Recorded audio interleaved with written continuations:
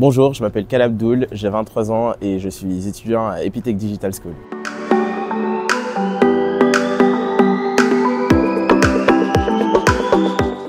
Alors ma passion, elle concerne plutôt la musique, donc ça va être la composition.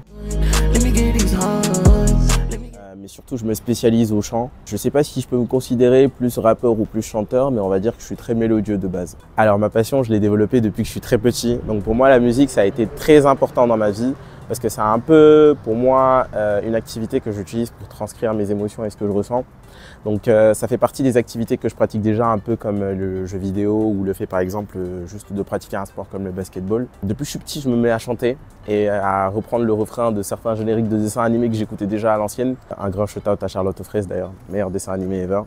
Et sinon, à part ça, aussi en fonction des expériences et des voyages et des rencontres que j'ai pu avoir. Donc ça m'a beaucoup forgé et je pense que ça m'a donné limite même une bonne culture musicale.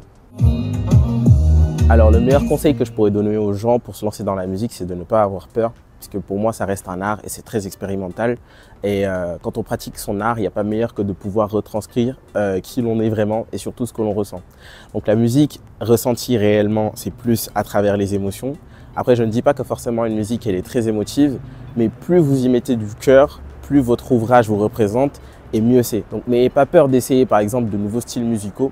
Moi, j'ai remarqué qu'actuellement, j'ai vachement varié mon style. Avant, j'étais plus centralisé sur le rap. Maintenant, je suis plus focus sur le chant.